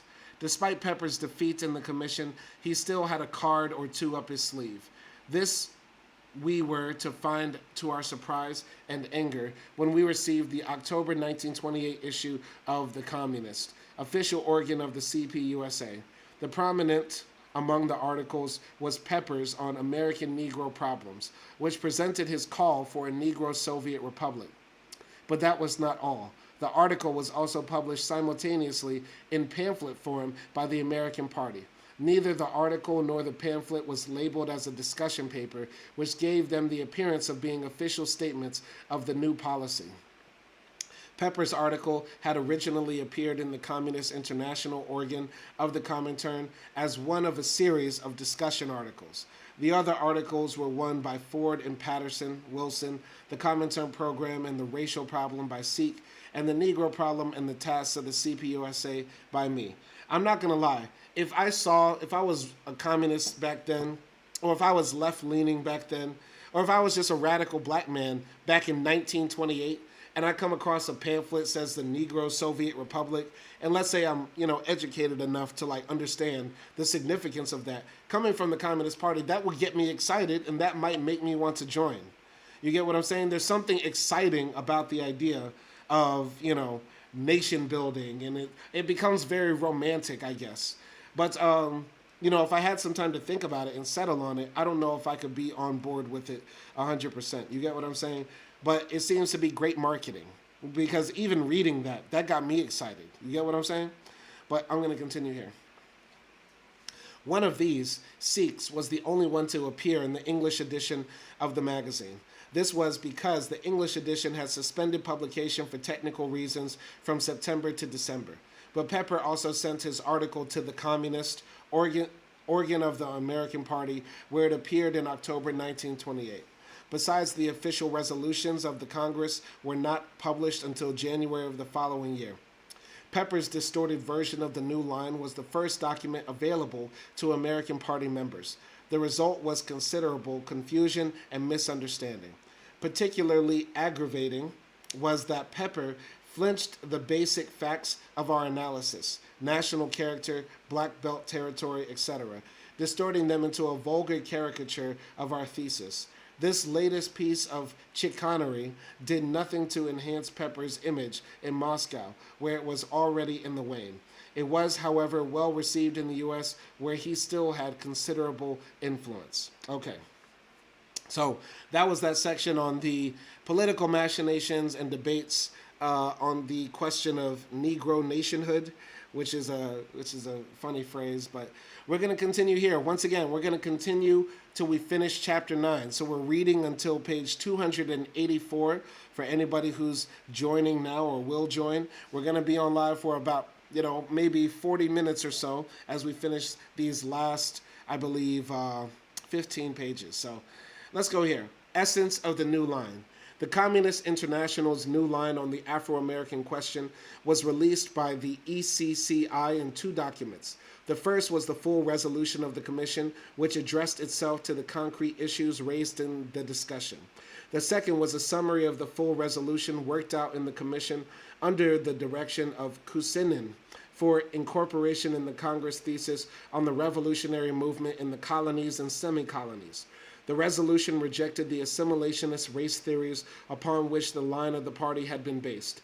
It defined the black movement as national revolutionary in character on the grounds that the various forms of oppression of Negroes, concentrated mainly in the so-called Black Belt, provide the necessary conditions for a national revolutionary movement. Stressing the agrarian roots of the problem, it declared that Southern blacks are not reserves of capitalist reaction, as Lovestone had contended, but they were, on the contrary, reserves of the revolutionary proletariat, whose objective position facilitates their transformation into a revolutionary force under the leadership of the proletariat. The new line committed the party to champion the black struggle for complete and real equality, for the abolition of all kinds of racial, social, and political inequalities. It called for an energetic struggle against any exhibition of white chauvinism and for active resistance to lynching. At the same time, the resolution stressed the need for black revolutionary workers to resist petty bourgeois nationalist tendencies such as Garveyism.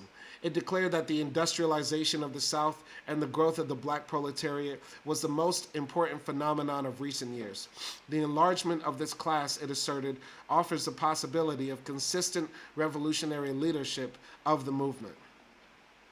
It called upon the party to strengthen its work among Negro proletarians, drawing into its ranks the most conscious elements. It was also to fight for the acceptance of black workers into unions from which they are barred. But this fight did not exclude the organization of separate trade unions when necessary. It called for the concentration of work in the South to organize the masses of soil tillers. And finally, the new line committed the party to put forth the slogan of the right of self-determination. In those regions of the South in which compact Negro masses are living, it is essential to put forward the slogan of the right of self-determination. A radical transformation of the agrarian structure of the Southern states is one of the basic tasks of the revolution. Negro communists must explain to the Negro workers and peasants that only their close union with the white proletariat and joint struggle with them against the American bourgeoisie can lead to their liberation from barbarous exploitation, and that only the victorious proletarian revolution will completely and permanently solve the agrarian and national question of the Southern United States in the interest of the overwhelming majority of the Negro population of the country. So basically saying right here, like, black people need to work together with other white workers in the fight against capitalist exploitation. And now on to South Africa. There was keen interest as the commission moved to the next point on the agenda, South Africa. Here again, it was a fight against the denial of the national liberation movement in the name of socialism, the same right deviation on new turf. In the South African setting, where 4/5 of the population were black colonial slaves, the deviation was particularly glaring. Okay, now that's just ridiculous. If the Communist International, or this commission that's talking about this, is saying that South African blacks don't have the right to self-determination, now that's crazy. That's crazy. We can all admit that's crazy. It was true that in the past years or so of the South African Party had intensified its work among the natives, a turn to the masses, as the Simons noted. By 1928, there were 1,600 African members out of a total of 1,750 in the party. The year before, there were only 200 African members. The party had pursued a vigorous policy in the building of black trade unions, in conducting strikes, and in fighting the most vicious forms of national oppression, passed laws and the like. The party's official organ, the South African Worker, had been revived on a new basis. More than half the articles were now written in 3 Bantu languages, Xhosa, Zulu, and Sesotho. I wish I could do the click, I can't. Sidney Bunting, leader of the South African Party, had emerged as a stalwart fighter for native rights in the defense of Thibedi, a framed-up native communist leader. As a result, about 100 natives had been recruited into the party, and 2 were now on the Central Committee. On the whole, the party was making a turn toward the native masses, but it still lacked the theory which would enable it to tap their tremendous revolutionary potential. As did most of the white leading cadre, Bunting exhibited a paternalism with respect to the natives. This paternalism was rooted in an abiding lack of faith in the revolutionary potential of the native movement. They saw the South African Revolution in terms of the direct struggle for socialism. This white leadership, brought up in the old socialist traditions and comprised mainly of European immigrants, had not yet absorbed Lenin's teachings on the national and colonial questions. These shortcomings have been brought sharply to the attention of the Comintern by Laguma. The result was the resolution on the South African question, which Laguma, Nassanov, and I had worked on the previous winter. It recommended that the party put forward and work for an independent native South African republic with full and equal rights for all races as a stage toward a workers' and peasants' republic. This was to be accompanied by the slogan, "Return the land to the natives." The resolution was not only rejected by the party leadership, but they had now sent a lily-white delegation to the Congress to fight for its repeal. The delegation consisted of Sidney Bunting, party chairman, his wife Rebecca, and Edward Roux, a young South African communist leader who was then studying at Oxford. Whatever their hopes were on arrival in Moscow, they now seemed dejected and subdued. Having sat through the discussion on the Afro-American question, they undoubtedly saw the handwriting on the wall. From the start, the South African delegation was on the defensive, having been confronted by other delegates with the inevitable question, where are the natives? What answer could they give? It was evident to all that theirs was a mission on which natives could not be trusted, even those brought up in the old tradition, to use the phrase of Roux.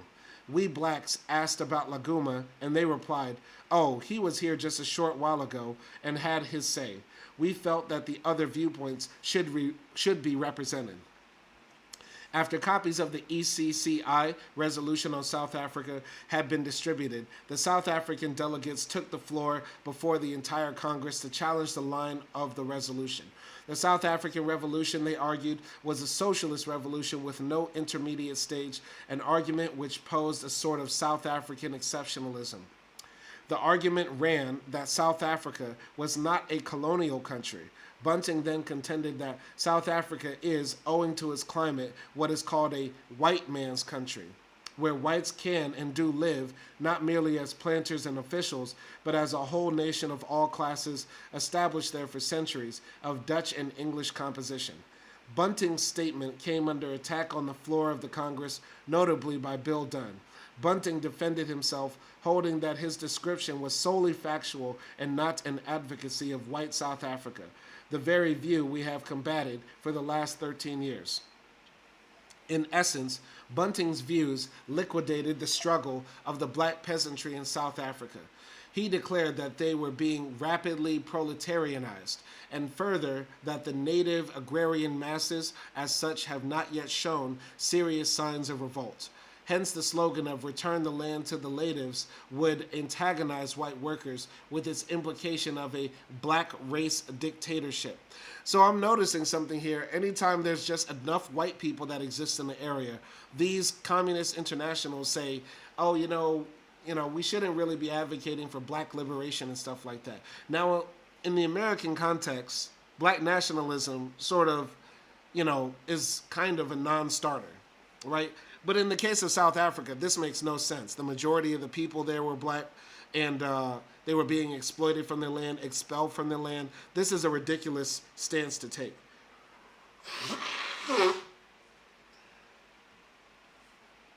Which I'm sure many of the people might look back on and regret. Anyway, Rebecca Bunting spoke in the commission sessions. Addressing herself to the land question, she denied that the land belonged to the Bantu in the first place. Wow. Both the Bantu from Central Africa and the Afrikaners coming up from Cape Town had forced the Aboriginal Hottentots and Bushmen off their land. Thus, there was no special native land question. That's crazy. That's crazy. A white, racist, communist from South Africa. Anything existed. Anything that you think happened did happen. The real question of Rebecca Bunting's mind, however, was not of land, but on the position of the white minority in the native South African Republic. She came right to the point. Who will guarantee equality for whites in an independent native republic? Their slogan, as you know, is "Drive the whites into the sea." We listened to her in amazement, and a laugh went through the audience. The cat was finally let out of the bag, and a mangy, chauvinistic creature it was. Menaliski stepped forward, his eyes twinkling.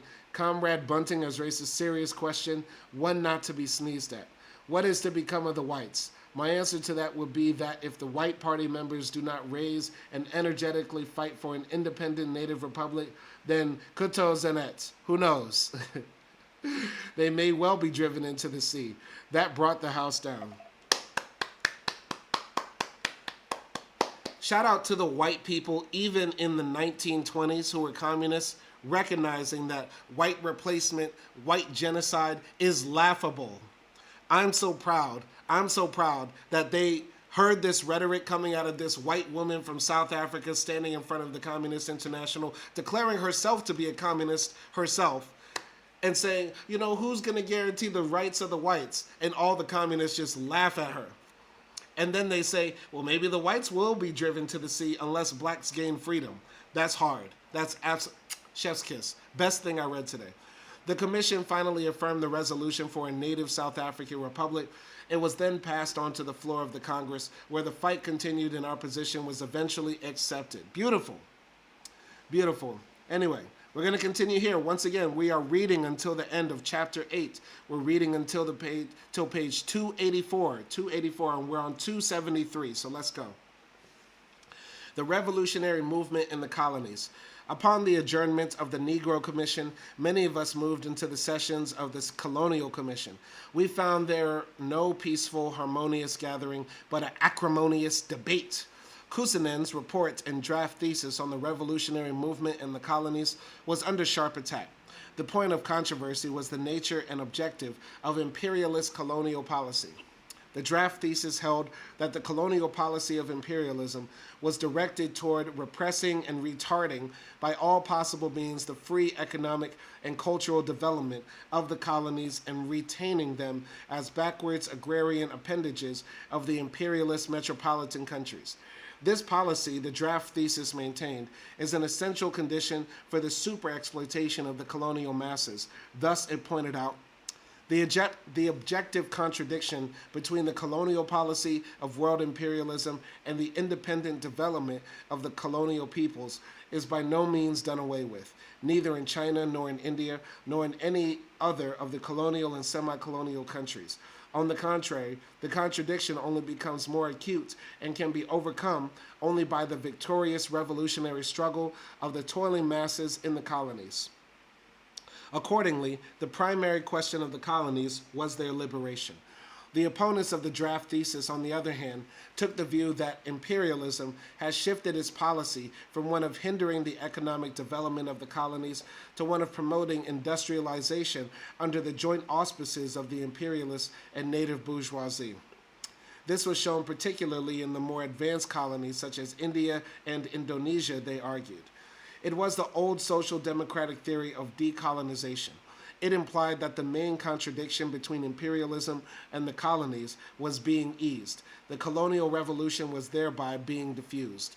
The main components of that revolution, the national liberation struggle and the agrarian revolution, were being eliminated through industrialization.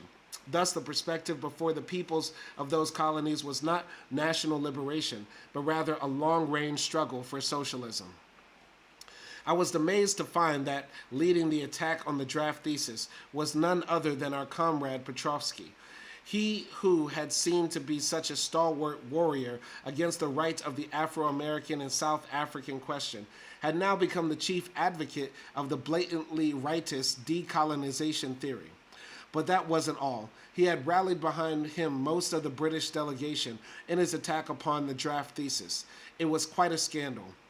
Here was the British Party, in the homeland of the world's greatest imperialist power, championing the idea that Britain was taking the lead in decolonizing her empire.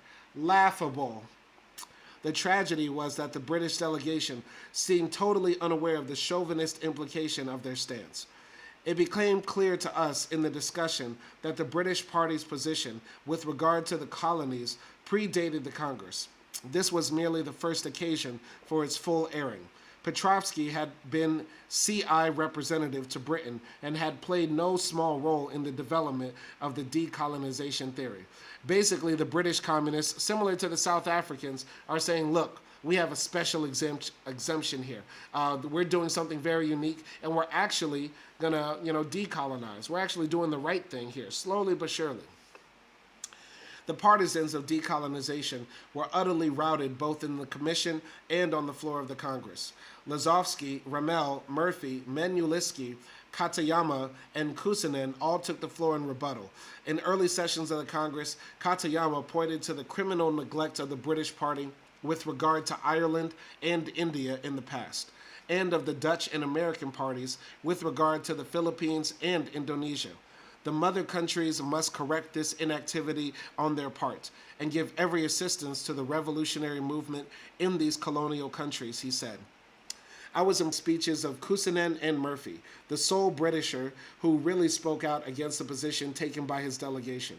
Murphy accused his comrades of presenting a Menshevik picture of the colonial problem and drawing ultra-leftist conclusions. He assailed the contention that the British were out to decolonize India jointly with the native bourgeoisie.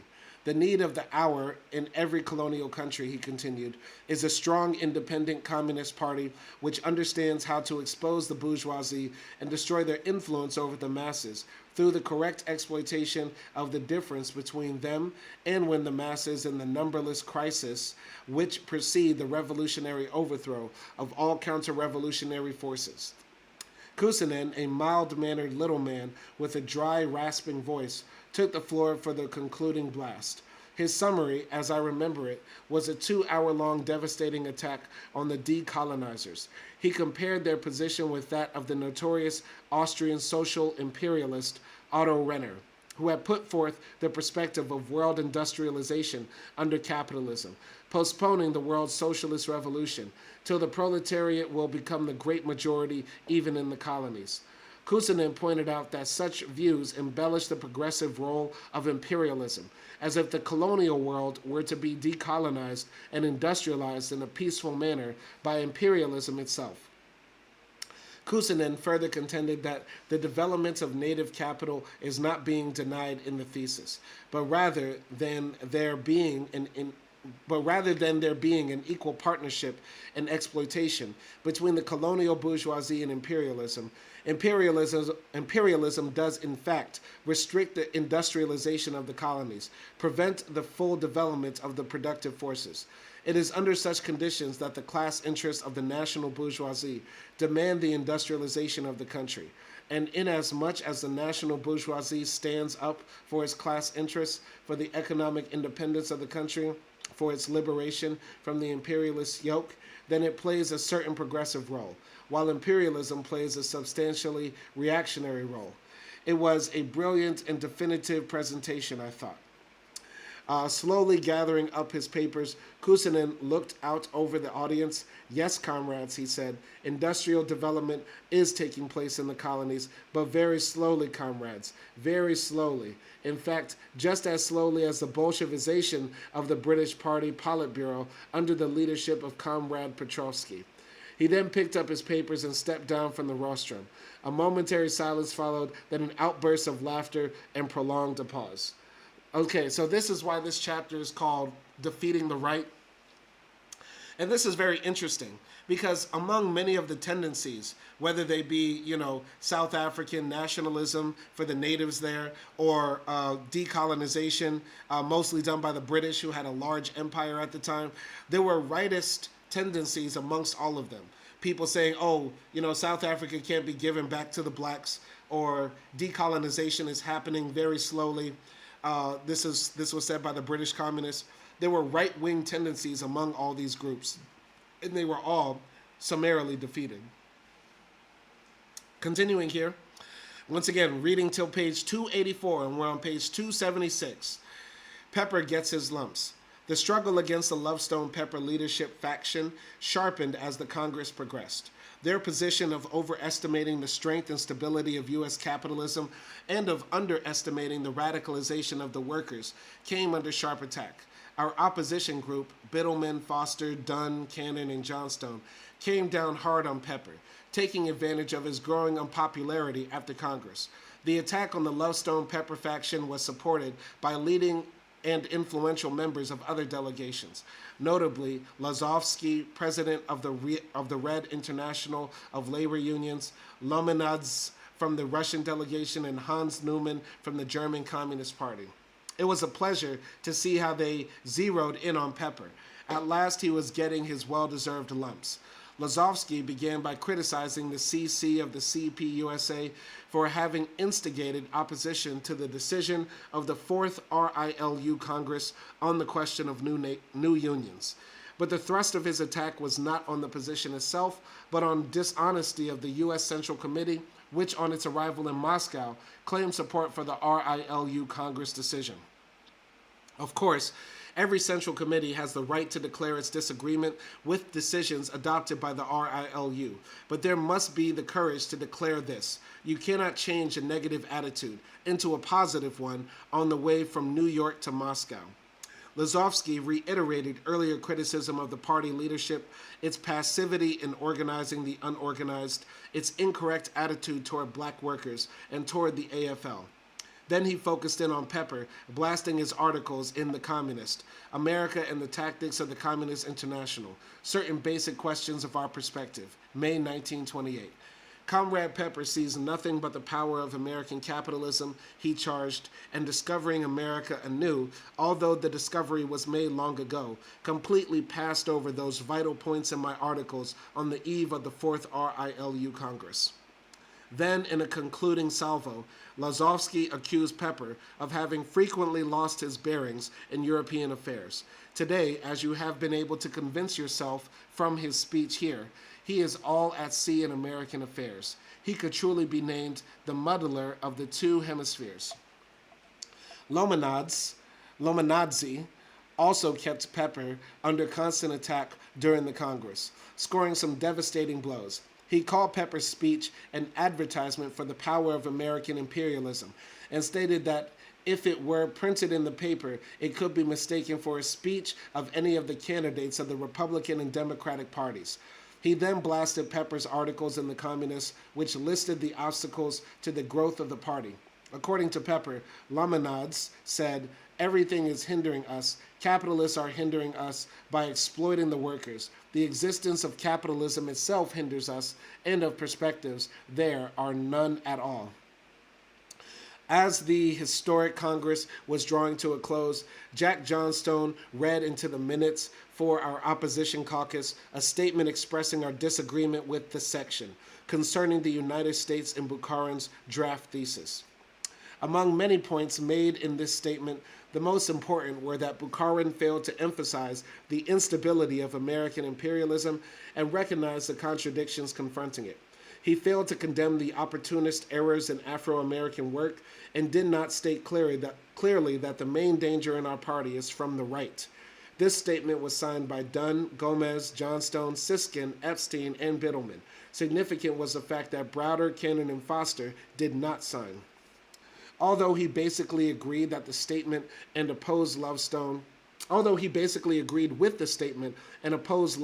and Pepper, Browder continued to hold his position of not identifying himself fully with the opposition caucus. Cannon's reasons for not supporting the statement were unclear at the time, but within a few months he had become the organizer and leader of the Trotskyist movement in the U.S. I feel Foster was, at the time, still assessing the political lines in the struggle against the right deviation, and for this reason did not sign the document. Okay, so let's go to the conclusion section. Then we're going to wrap up this live stream here. I want to give a shout out to everybody who's tuned in. Anybody that's got any final comments, put them in the chat, and we will read them before we close this up. But let's read the conclusion section. The 6th Congress called for a sharpened fight of the working class and the colonial masses against imperialism. It set the stage for an all-out war against the main obstacle to the left turn. the right accommodationists, and their conciliators in all the parties of the CI. All provided ideological ammunition for this struggle. The correctness of these documents were verified by the events of the following decade: world economic crises, the rise of fascism, and the outbreak of World War II. The war against the right got into full swing immediately following the Congress. In the next few months, the Lovestone Pepper cohorts were to expand further their right opportunistic thesis of American exceptionalism, elements of which they were developing before and during the Congress.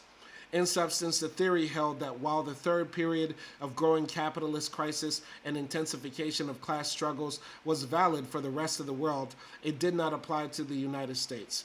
In the U.S., capitalism was on the upgrade and the prospects were for an easing of the class struggle. An era of industrial expansion lay ahead. The next few months were also to reveal Lovestone's ties with the international right conspiracy led by Bukharin. This conspiracy, which we had only suspected during the Congress, was finally exposed at the November 29th joint meeting of the Political Bureau and Presidium of the Central Committee of the Communist Party of the Soviet Union. From this point on, the conspiracy of the bloc of rights and Trotskyites went underground to plot the overthrow of socialism in the Soviet Union. In 1937, Bukharin was convicted as one of the main leaders of this treasonous conspiracy and executed. One of the main positive and enduring contributions of the Sixth Congress was the program on the question of U.S. blacks. It pointed out that all the objective conditions exist in the Black Belt South for a national revolutionary movement of black people against American imperialism. It established the essentially agrarian democratic character of the black liberation movement there. Under conditions of modern imperialist oppression, it could fulfill itself only by the achievement of democratic land redivision and the right of self-determination of the Afro-American people in the Black Belt. Thus, the New Line brought the issue of black equality out of the realm of bourgeois humanitarianism. It was no longer the special property of philanthropists and professional uplifters who sought to strip the black struggle of its revolutionary implications. The new position grounded the issue of black liberation firmly in the fight of the American people for full democratic rights and in the struggle of the working class for socialism. The struggle for equality is in and of itself a revolutionary question, because the special oppression of black people is a main prop of imperialist domination over the entire working class and the masses of exploited American people. Therefore, blacks and the working class as a whole are mutual allies. The fight of blacks for national liberation, quite apart from humanitarian considerations, must be supported as it is a special feature of the struggle for the emancipation of the whole American working class. It is the historic task of American labor, as it advances on the road towards socialism, to solve the problems of land and freedom which the bourgeois democratic revolution of the Civil War and Reconstruction left unfinished. The slogan of self-determination is a slogan of unity. Its overriding purpose was, and still is, to unite the white and black exploited masses, working and oppressed people of all nationalities in all three stages of the revolutionary movement, from the day-to-day fight against capital through the revolutionary battle for state power, to the task of building and consolidating socialist society. The New Line clearly stated that this unity could be built only on the basis of the struggle for complete equality, by removing all grounds for suspicion and distrust and building mutual confidence and voluntary interrelations between the white masses of the oppressor nation and the black masses of the oppressed nation. This line committed the Communist Party to an uncompromising fight among its members and in the ranks of labor generally to burn out the roots of the ruling class theories of white chauvinism, which depicts blacks as innately inferior. The mobilization of the white workers in the struggle for black rights is a precondition for freeing the black workers from the stifling influences of petty bourgeoisie nationalism with its ideology of self-isolation. Only thus, the program pointed out, can the historic rift in the ranks of American labor be breached and the solid front of white and black workers be presented to the common enemy, American imperialism. Of course, weaknesses were inevitable in this first resolution. The document was to open the interpretation that the emerging black nation was limited only to the territory of absolute majority, and that the slogan of right of self-determination was primarily dependent on the continued existence of an area of absolute black majority. The document should have made clear that one cannot hold absolutely to the national territorial principle and the application of the right of self-determination. The very nature of imperialism attacks and deforms the characteristics of nationhood. Imperialism has, to a large extent, driven Afro-American people from the rural areas to the cities in the North and South. Another weakness was the underestimation of the nationality factor in the struggle for equality and democratic rights in the North. Thus, the program failed to advance any slogans for local autonomy, which would guarantee and protect the rights of blacks in the North.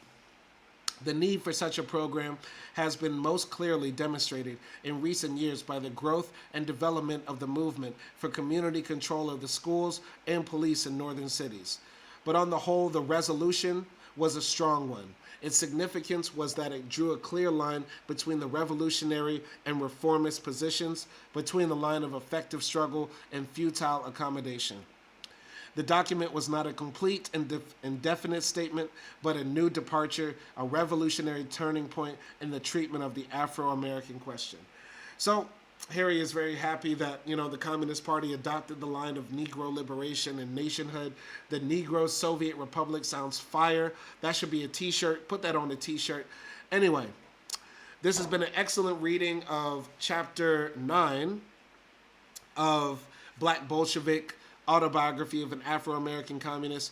We're going to continue our reading tomorrow. Hopefully I'll have some time. I'm going to make some time. Sorry I've been off. I've been working hella hard on many things, so that's why I haven't been live as much. But also I've been mulling over this book and thinking about it and going over its arguments, because Harry Haywood is a smart man. He's a smarter man than me. So how did this very smart man come to this conclusion that black people need their own nation? How did he reach that conclusion? How can I fully grasp what he is trying to get at? I think I grasp it fully, but I'm just not convinced. I can understand the argument, but not be fully convinced. But that's just me. Let me know what you think about this in the comments section. Shout out to everybody who tuned into the chat. Shout out to M, first and foremost, for showing so much love. And shout out to Stockopolis as well. Okay? So y'all be easy out there. Catch you next time on this play as we can